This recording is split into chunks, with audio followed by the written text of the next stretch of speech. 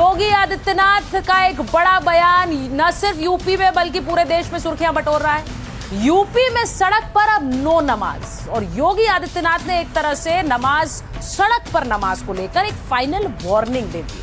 अब आपको बताती हूं कि योगी आदित्यनाथ ने क्या कहा है। योगी आदित्यनाथ सीधे सीधे कह रहे हैं कि सड़कों पर नमाज अब नहीं होगी। योगी ने कहा कि 28 मई को बकरीद से पहले उन्होंने ये बड़ी चेतावनी दी है। यूपी में सड़क पर कहीं भी नमाज नहीं होने देंगे। लोग या तो घर में नमाज पढ़ें या शिफ्ट में नमाज पढ़ें, यानी कि अगर संख्या ज्यादा है तो शिफ्ट बना लें और उसमें नमाज पढ़ें। सड़कें चलने के लिए होती हैं, यह भी योगी आदित्यनाथ ने कहा। किसी को सड़क जाम करने का अधिकार बिल्कुल नहीं है। घर में जगह नहीं है तो जनसंख्या नियंत्रित कर लो, ये योगी बोले। सामर्थ्य नहीं है तो संख्या बढ़ा, तो क्यों संख्या बढ़ाए जा रहे हैं? ढंग से रहना है तो नियम कानून मानना होगा। नियम सबके ऊपर समान रूप से लागू होता है। सड़क पर अराजकता नहीं फैलने देंगे। अब योगी ने जब ये बात कही है तो उन्होंने ये भी कहा कि बात से मान जाइए वरना संघर्ष करके देख ले। ये भी कि अगर प्यार से नहीं माने तो दूसरा तरीका भी अपना लेंगे। बरेली में ताकत आजमाई थी, इनकी ताकत देख ली। योगी आदित्यनाथ के शब्द बहुत कड़े हैं और उन्होंने जब ये बयान दिया है तो इसको लेकर प्रतिक्रियाएं भी उतनी ही कड़ी आ रही हैं। पहले आपको सुनवाती हूं क्या कहा योगी आदित्यनाथ। लोग मुझसे पूछते हैं, साहब आपके यहाँ यूपी में क्या सड़कों पे सचमुच नमाज नहीं होती? मैं कहता हूं कतई नहीं होती है, आप जाके देख लो, नहीं होती है। अरे सड़कें चलने के लिए है या कोई भी व्यक्ति आकर के चौराहे पे आके तमाशा बना देगा? क्या अधिकार है उसको सड़क रोकने का? आवागमन बाधित करने का कौन सा अधिकार है? जहां उसका स्थल होगा वहां जाके करें। उन लोगों ने मुझसे कहा साहब कैसे होगा, हमारी संख्या ज्यादा है। हमने कहा शिफ्ट में कर लो, तुम्हारे घर में रहने की जगह नहीं है तो भाई संख्या नियंत्रित कर लो, और नहीं है सामर्थ्य क्यों बेकार आगे संख्या बढ़ाई जा रहे हैं। नमाज पढ़नी आवश्यक है, आप शिफ्ट में पढ़िए, हम उसको रोकेंगे नहीं, लेकिन सड़क पर नहीं। प्यार से मानेंगे ठीक बात है, नहीं मानेंगे तो दूसरा तरीका अपनाएंगे। बरेली में लोगों ने हाथ आजमाने का कार्य किया, देख लिया ताकत। अब योगी आदित्यनाथ के इस बयान के मायने समझने बहुत जरूरी है। मैंने आपको बताया कि योगी आदित्यनाथ ने जैसे ये बयान दिया सोशल मीडिया पर इसकी चर्चाएं होने लगी। अब उन्होंने एक क्या बात कही, उन्होंने क्या सीधे सीधे मुसलमानों को जनसंख्या को लेकर बात कही है। ये मैं क्यों कह रही हूं? क्योंकि उन्होंने कहा कि आबादी उतनी ही बढ़ाओ जितना सामर्थ्य है। जनसंख्या ज्यादा है तो इसे नियंत्रित करो। धर्म के नाम पर किसी को मनमानी की छूट नहीं मिलेगी। मुस्लिम जनसंख्या की बात से क्या कोर वोटर को भी उन्होंने मैसेज दिया है, क्योंकि सीधे सीधे आपको उनके एक बयान का एक तरह से मायने समझा रहे हैं। एक और मैसेज जो उन्होंने इस बयान के जरिए दिया, संवाद वर्सेस संघर्ष। संवाद की बात उन्होंने की, यानी बात करके बात मान लीजिए, लेकिन अगर संघर्ष करना चाहते हो तो उस चैलेंज को भी उन्होंने स्वीकार कर लिया। उन्होंने साफ कर दिया कि वो बातचीत का मौका देते हैं, लेकिन अगर उस बातचीत की बात नहीं मान रहे तो इसको कमजोरी मत समझिए। योगी ने जीरो टॉलरेंस वाली अपनी छवि मजबूत की है और उन्होंने सीधे सीधे कहा कि अगर संघर्ष करना चाहते हो तो हम वो भी देख लेंगे, उसके लिए भी हम तैयार हैं। एक और मायने जो योगी के इस बयान से निकलते हैं, उन्होंने बरेली की याद दिलाई। बरेली को नजीर बनाकर पेश किया। 2025 में धर्म की आड़ में गड़बड़ी की कोशिश हुई थी, आपको याद है। आरोपियों के खिलाफ सख्त कानूनी कार्रवाई हुई थी। तब आपको याद है कि तौकीर रजा और उनके सहयोगियों को कैसे बरेली से गिरफ्तार किया गया था, क्योंकि उन्होंने हिंसा भड़काने की बाकायदा एक साजिश रची थी। तो साजिश के कई आरोपी आज भी जेल में बंद है। उन्होंने बरेली का जिक्र करते हुए याद दिलाया। तो ये तीन अहम बातें योगी के इस बयान से निकल कर आती हैं। जब योगी ने बरेली का जिक्र किया तो आपको याद दिला देती हूँ, पिछले साल 26 सितंबर को ये वो तस्वीरें थी। बरेली में बड़ा बवाल हुआ था। इसकी वजह थी आई लव मोहम्मद वाले पोस्टर, बैनर, जिन्हें लेकर मुस्लिम समाज प्रदर्शन करना चाहता था, लेकिन कानून व्यवस्था बिगड़ने की आशंका थी, इसलिए इजाजत नहीं मिली। इसके बावजूद जुम्मे की नमाज के बाद बड़ी संख्या में लोग सड़कों पर उतर आए और पुलिस ने उन्हें रोका। वहां अपील भी की गई लाउडस्पीकर से, लेकिन लोगों ने तब भी पथराव किया। तो हालात पर काबू पाने के लिए पुलिस ने लाठीचार्ज किया, आंसू गैस के गोले छोड़े और प्रदर्शन की कॉल देने वाले मौलाना तौकीर रजा को गिरफ्तार कर लिया।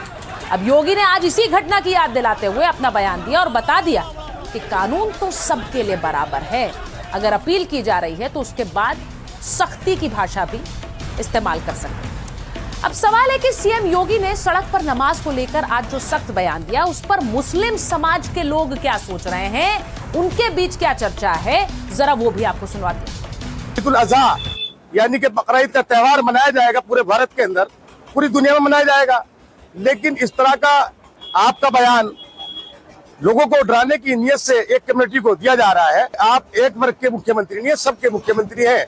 अगर हमारी नमाज से हमारे किसी भाई को भी परेशानी हो रही, चाहे वो हिंदू या मुसलमान हो, तो उसमें नमाज वहाँ उस जगह नमाज नहीं हो सकती। सबसे पहले तो नमाज का सबसे पहला फर्ज यह है कोई सामने से ना गुजरे। जब हम नमाज पढ़ेंगे तो सड़क के सामने से भी लोग गुजरेंगे तो वो आस्था में खलल पड़ेगा। सड़कों पे नमाज नहीं पढ़ना चाहिए, जिससे ट्रैफिक में बाधा उत्पन्न होती है और तमाम तरीके की चीजें हैं। विदेशों में भी मुस्लिम कंट्रियां हैं, वहाँ पे भी नमाज सड़कों पे नहीं पढ़ी जाती है। लेकिन ये जो है सड़कों पे नमाज ना पढ़ने का योगी जी ने किया है, बहुत अच्छा है, लेकिन ये सभी प्रोग्रामों पे लागू होना चाहिए तो ज्यादा बेहतर होगा। अगर ईद की नमाज है तो ईद की नमाज हम ईदगाह के अंदर ही पढ़े, लेकिन एक चीज मुद्दे की बात ये भी है कि यार जब कांवड़े की यात्रा निकलती है उसके लिए तो कोई ऑब्जेक्शन उठता नहीं है, तो ईद की नमाज के लिए तो उठता है। फिर तो सरकार से हम अपील करना चाहते हैं कि 10 से 15 मिनट की नमाज होती है, वो ईदगाह की नमाज रोड पे पढ़ने की परमिशन दे। देश में जनसंख्या भी बहुत ज़्यादा बढ़ती जा रही है और यही नमाज की बात, नमाज तो हमारी मस्जिदें बहुत सारी है, थोड़ी थोड़ी करके पढ़ लो, थोड़ी से इस टाइम में पढ़ लो, टाइम अलग अलग करके नमाज पढ़ लो। तो मुख्यमंत्री योगी आदित्यनाथ ने साफ कर दिया है कि कानून सबके लिए बराबर है, कानून तोड़ने के लिए धर्म और मजहब की आड़ नहीं चलेगी। लगे हाथ उन्होंने ये भी बताया कि सड़क पर पहला हक किसका है, तो वो भी जरा आपको बता देती हूँ कि योगी आदित्यनाथ जब अपना ये बयान दे रहे थे तो उन्होंने कहा कि सड़कों पर किसी तरह की जाम लगाने की जरूरत नहीं है।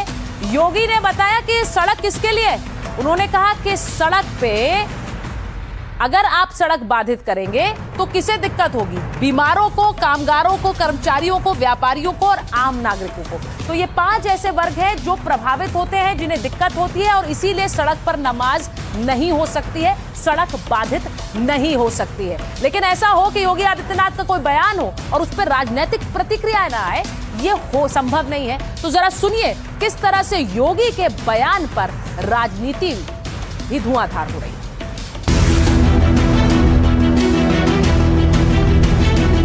क्या सड़कों पे सचमुच नमाज नहीं होती? मैं कहता हूँ कतई नहीं होती है, आप जाके देख लो। अरे सड़कें चलने के लिए है या कोई भी व्यक्ति आकर के चौराहे पे आके तमाशा बना देगा? देश में 10 दिन बाद बकरीद है, उससे पहले नमाज को लेकर यूपी के सीएम योगी आदित्यनाथ ने सख्त बयान दिया। क्या सड़कों पे सचमुच नमाज नहीं होती? मैं कहता हूँ कतई नहीं होती है, आप जाके देख लो। अरे सड़कें चलने के लिए है या कोई भी व्यक्ति आकर के चौराहे पे आके तमाशा बना देगा? क्या अधिकार है उसको सड़क रोकने का? आवागमन बाधित करने का कौन सा अधिकार है? जहां उसका स्थल होगा वहां जाके करें। नमाज पढ़नी आवश्यक है, आप शिफ्ट में पढ़िए, हम उसको रोकेंगे नहीं, लेकिन सड़क पर नहीं। प्यार से मानेंगे ठीक बात है, नहीं मानेंगे तो दूसरा तरीका अपनाएंगे।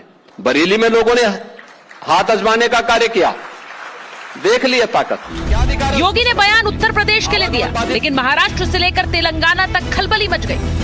ये ऐसा है ना कि मुख्यमंत्री के बाद थोड़ी ताकत होती है, मुख्यमंत्री जो चाहे कर लें, जिसको चाहे गोली मार दें, जिसको चाहे दिन दहाड़े पुलिस की कस्टडी में उसकी हत्या करवा दें और जो है पैरों में लगातार गोली मार दें।